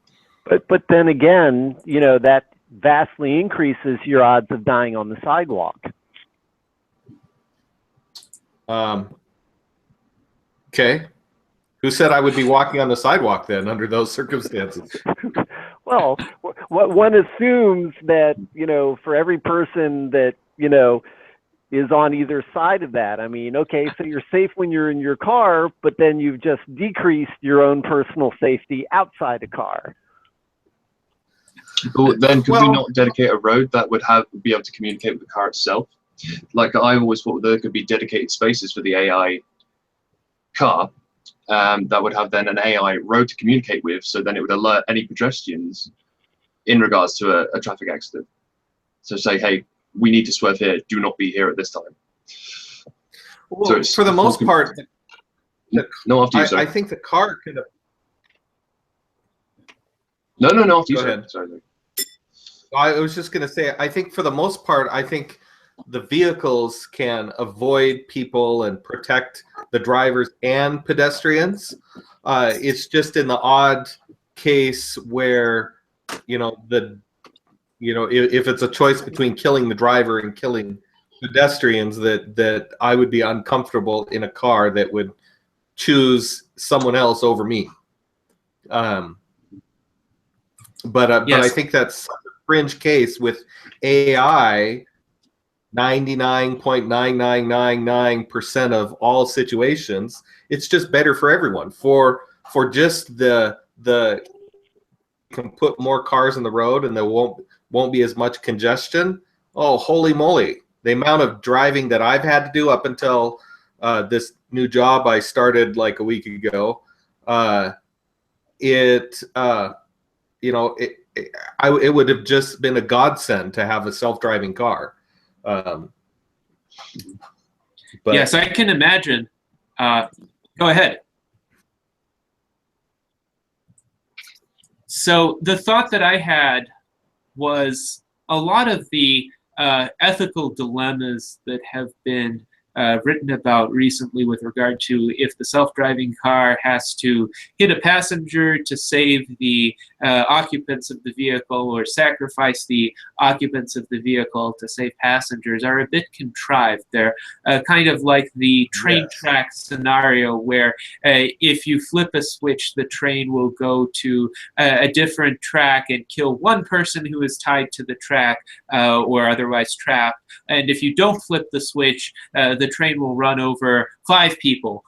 And one significant question with regard to that is, what is the probability of that kind of scenario arising in the real world? I am not aware of any situation in which that has actually happened, with people being tied on both sets of train tracks so that you actually have to make a choice to sacrifice somebody. But also, there's always a third way, in my view. And in real world situations, the artificial intelligence, it would seem, wouldn't be making a binary choice, kill X or kill Y. It would be more like, what is the optimal configuration of movements that could minimize damage to human life altogether. And if there's some narrow route that the car could navigate to avoid any humans, that's how it should be programmed to operate. yeah, I think that's true. A lot of those scenarios are so contrived, the only way to actually replicate them in real life would be to build concrete barriers on both sides of the road and tie the people in the middle of the road, and then make the car make some arbitrary choice like that, because you know, it's so just, it is contrived, like you've said. But there are cases where there are assessments. I mean, you know, there are times when, you know, based on statistical data of, you know, speed and movement and who's hit, you know, the most common scenario is that you've got a pedestrian crossing the road, you've got like a street light malfunction or something, and basically the car has a choice between, you know, hitting a bridge abutment or hitting the pedestrian. And then, you know, the question there is, well, what if you determine that the driver is, you know, 70% likely to die if you hit the abutment, but the pedestrian is 100% likely to die? And, you know, you can play with those percentages all you want, but at some point you're going to decide that it's probably worthwhile to, you know, cause some risk to the driver instead of, you know, sure death to the pedestrian. And you're really arguing edge cases, though. And really what we need to do is just decide as a society what the rules are going to be. But I think we need to enforce them uniformly. I mean, it would be really bad if, you know, Mercedes got to enforce the driver protective rules and, you know, all the Hyundais are, you know, doing all the pedestrian protecting rules. That's an interesting point. Now, what would you think of a rule, especially with a car that still has the ability to be manually controlled, so it would still have steering wheels, brake pedals, accelerators, etc., that if such a situation were to arise where the AI couldn't help but make a moral decision that would hurt somebody, the car simply defaults to manual control and lets the driver make that Human decision. reactions aren't fast enough. The speed in which the human backup driver would engage is that's not practical. Absolutely Yes. agree. Yes, and I have read commentary to this effect that some car manufacturers even are finding out that having semi-autonomous capabilities in vehicles where they drive themselves most of the time, but they can't respond to certain situations, and they require a human driver to take over in those situations, lead to this lag in reaction time, where people just, they're distracted by something else. They can't get into that mode of driving fast enough to make a difference. So that's is, though, an interesting challenge as well, because most technology does develop incrementally, and semi-autonomous features have been added to many existing vehicles as well, like autonomous parallel parking, or vehicles that will sometimes correct themselves a little bit when they depart from their intended lane. And of course, Tesla has released a significant degree of semi-autonomy into its Model S vehicles, to the point where a lot of the time somebody could be, say, eating a meal or talking on the phone and the vehicle would be fine. But there have been circumstances where a driver wasn't paying attention and there was a small glitch in the AI. So it did not recognize that there was a semi turning out, and that driver essentially ran underneath the semi and got killed. So what would you say is the best way to proceed? Just skip directly to full autonomy, which might take a little bit longer, or are the semi-autonomous features generally fine, and are we just talking about those few edge cases, even in the status quo, where human beings have failed to respond the way they should have? Part of the problem is that human beings don't treat semi-autonomous vehicles as if they're anything less than fully autonomous. I mean, there are plenty of YouTube videos of people sleeping in a Tesla, or, you know, rocking out to music. Fundamentally, if you're going to offer that degree of semi-autonomy, they really need to be fully autonomous. Fortunately, they pretty much are. You know, as long as you're on the highway, you know, a Tesla is a better driver than a human. In the city, my understanding is it isn't quite there yet, but. Yes, and one would definitely hope for that technology to become even more robust to, let's say, the less predictable environments like those of city driving, to minimize the chance that human beings would be able to make a mistake. Let's see, any further thoughts on self-driving cars? Zach, do you have anything to add? No, I'm looking forward to seeing them navigate our roads in the UK a lot more. So obviously yours are a lot more organised than ours, and ours are all over country lanes and back front roundabouts. God, what's a roundabout? But no, I am looking forward to seeing the development of a lot more than just Tesla. I see Tesla very much appreciate that it's trying to encourage competition and trying to encourage the growth of AI vehicles. Yeah, I'm looking forward to see more in that field of work. Great. So let us now delve into some audience questions, because we've had a significant number of comments in the chat. And one interesting question from user Open Source Temple pertains to possible biases in training data for AI, and how he considers that to be surprisingly similar to human biases, for instance, confirmation bias. And I would be interested in your thoughts as to the extent to which AIs might be vulnerable to taking on a lot of the biases of their creators, including logical fallacies, cognitive biases, or say ideological biases, even, depending on who has constructed the AIs. Do you think those are realistic concerns, or do you think they're exaggerated? Who do you want to answer the question? Well, you can. Well, I know for me, of course, you're going to have biases. I mean, anytime you have humans involved in making something, there's going to be biases involved. And even in some of the studies we've done, certainly there's strong evidence to support that there will be biases. I think it's not that worrisome, though. You know, it's an issue we'll have to deal with, but I don't think it's too problematical that at least at this stage we're going to spend too many cycles stressing over it. I'll take the opposite point of view. I think it's very important that we realize what these biases are.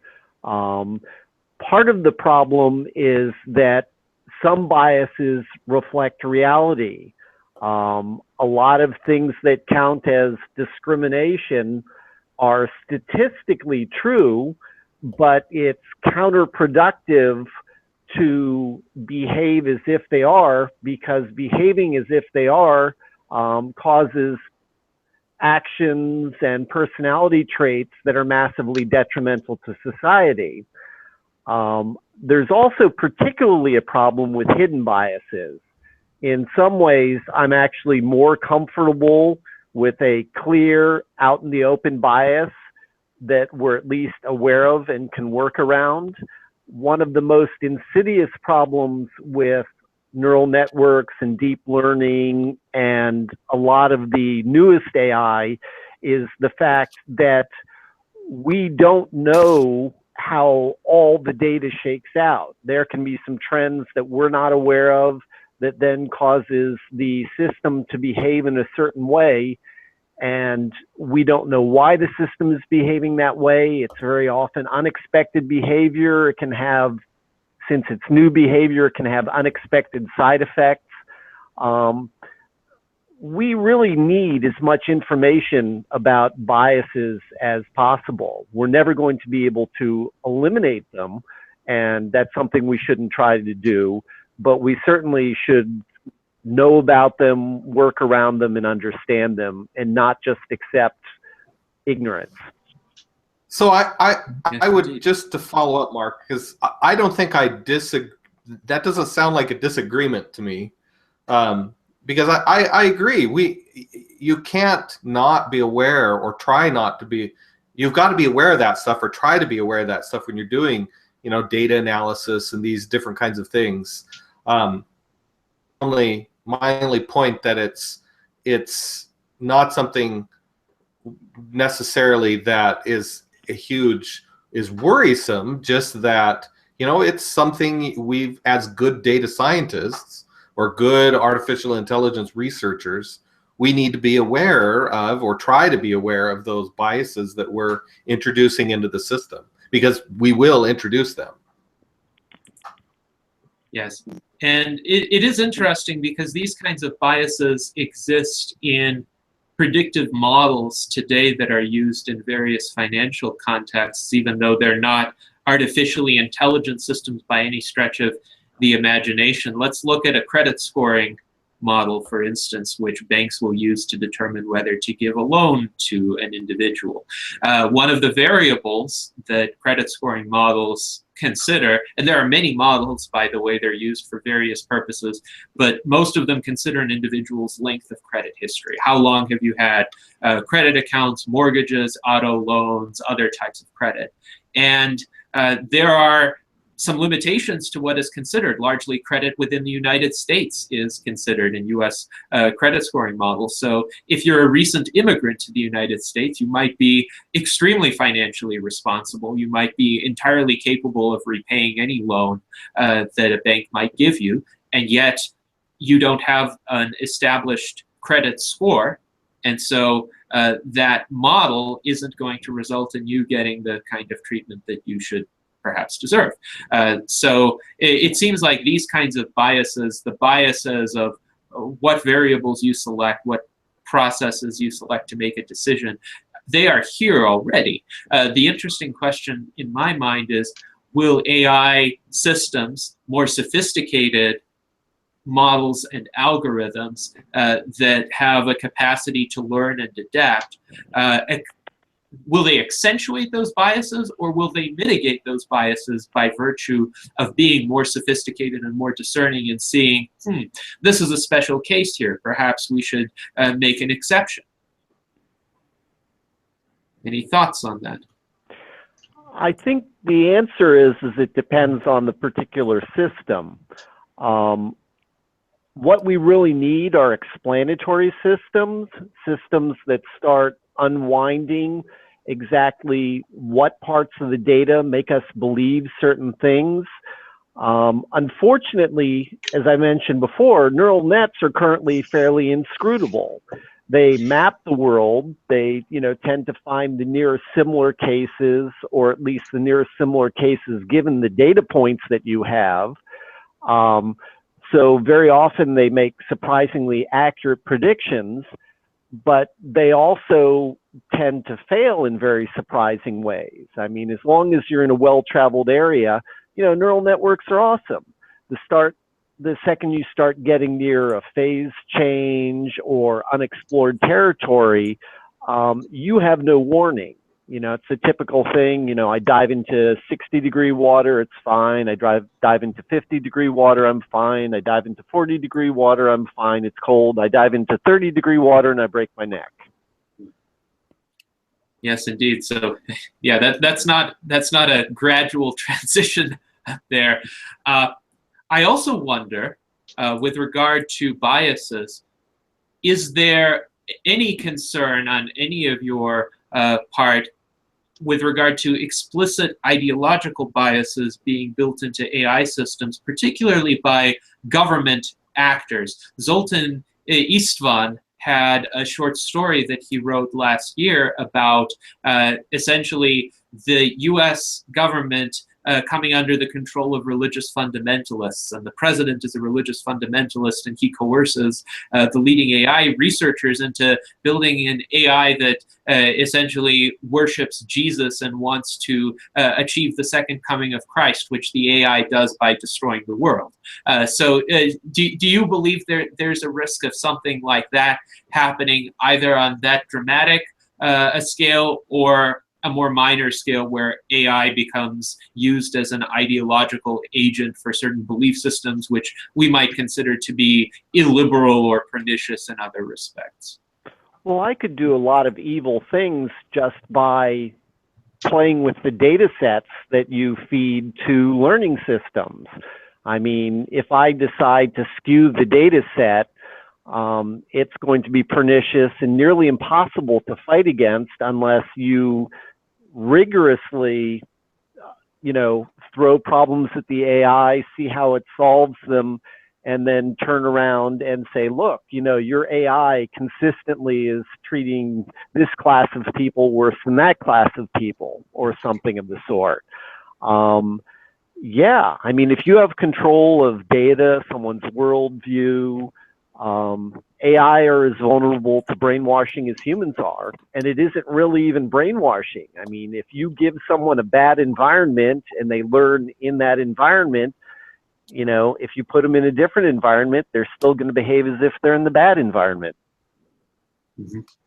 Yes, indeed. Yes, indeed. This is, I suppose, the problem we keep coming back to, and that is the behavioral and psychological fallibilities of the designers of AI can be amplified in some ways, unless there is some wisdom and prudence applied to how AI is developed.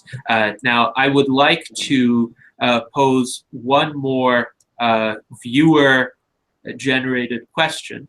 And then after that, I will ask for closing statements from all of the panelists. And this question is from Ian Sun. Would there be essentially a situation where an AI could be justified in placing its own interests above the interests of some number of other beings, be they human or non-human? And if so, what could justify that stance? I will add to that question an observation that touches on what David said earlier in the panel, in that he wants, to some extent, to protect AI from the humans. I recall also Hugo de Garis, who wrote about the Artelect Wars, prognosticated that there would be a terribly destructive war in the 21st century between those who support the development of artificial intelligence and the Neo-Luddites who oppose it. And the Neo-Luddites would start it. So essentially the humans who are kind of biological fundamentalists would begin this destructive war against AIs, and the Artelects, which is de Garis's term for the artificial intelligences, would fight back and would win, but the war would be very devastating. So I hope that doesn't happen, by the way. I really hope it doesn't happen.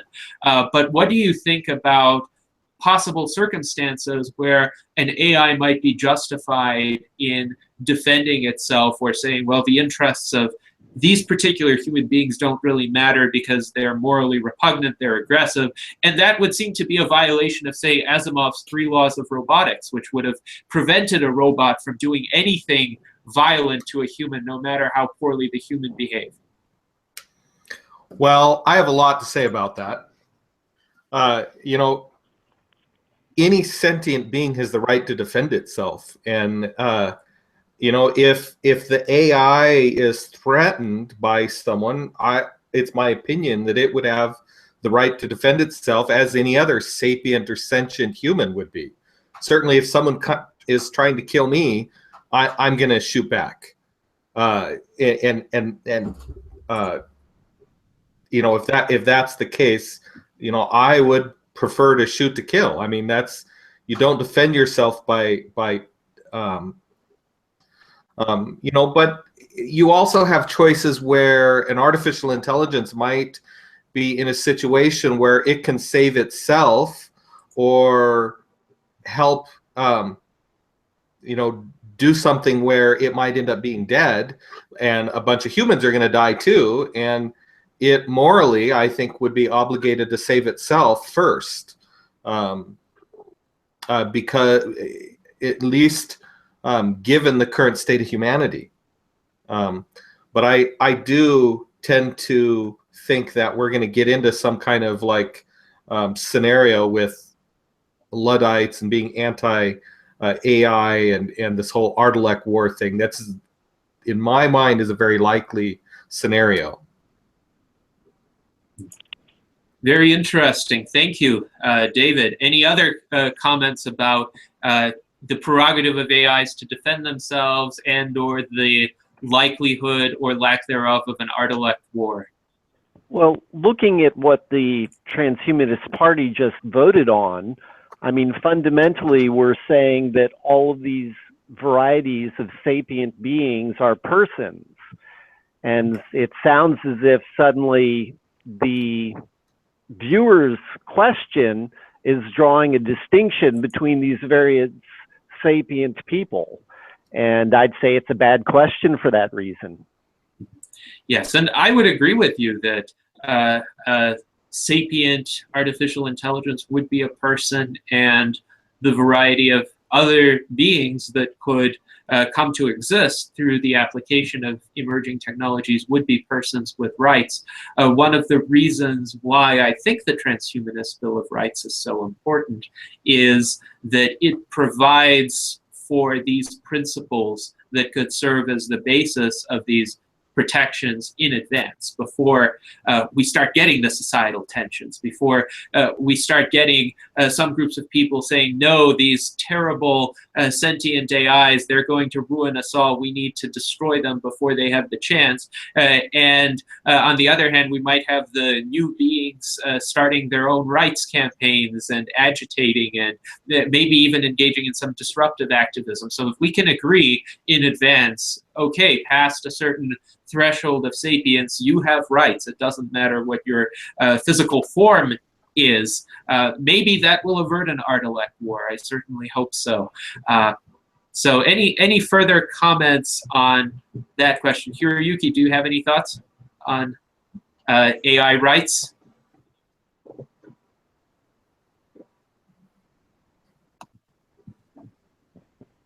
Hello? I think we're not able to hear you for whatever reason. Let's see. I think you may be on mute, but while you try to get back your audio, let's hear Zach's thoughts on this.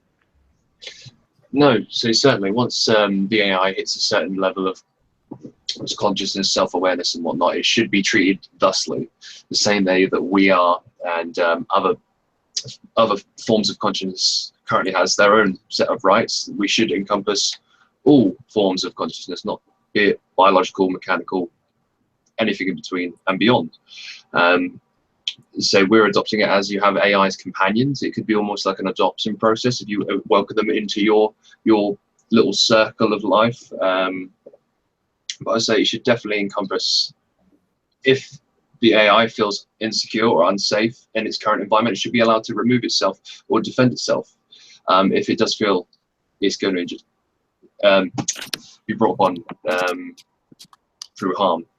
But if it gets to the point where it can jump its consciousness from body to body, then it will be able to escape that environment. But if it is physically trapped and it knows it's going to be damaged or broken or even deceased, it should be able to, yeah, it should have the same amount of self-defense that we do.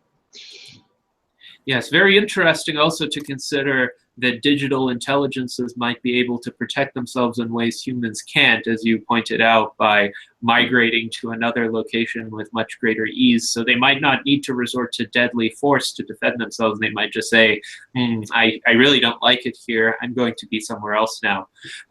So because that's certainly what we've looked into as well. So if with what we're doing in Body AI, if there was a person that was purposely inflicting harm into one of the bots, then it would have the ability to retreat. And I feel that should be a concept for all intelligence or consciousness in the future. So if you are within an environment where you feel harm and you don't want to inflict that violence upon another, you should be able to retreat.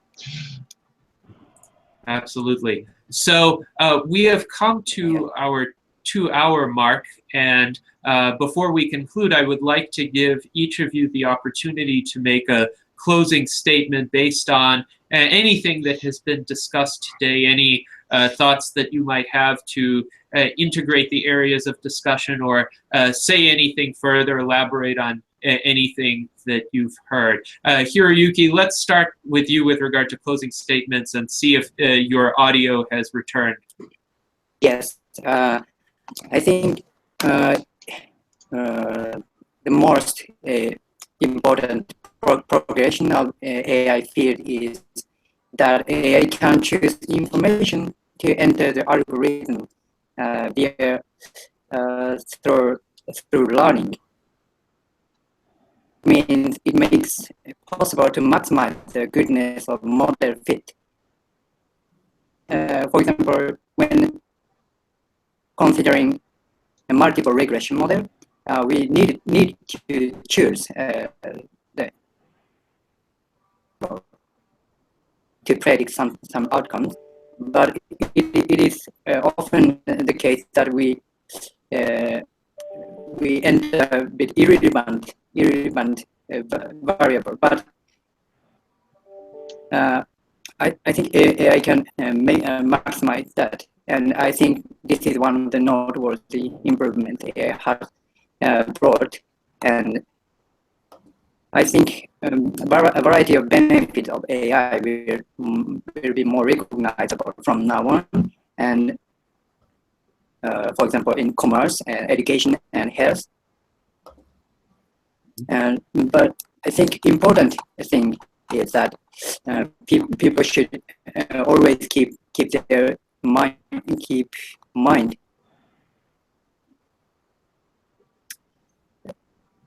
the difference between human intelligence and AI in its actual function. Mm-hmm. Yes. Yeah. As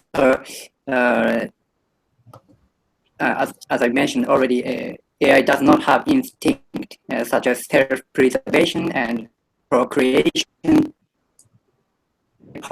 Prosecute is incapable of generating new algorithm. You might understand.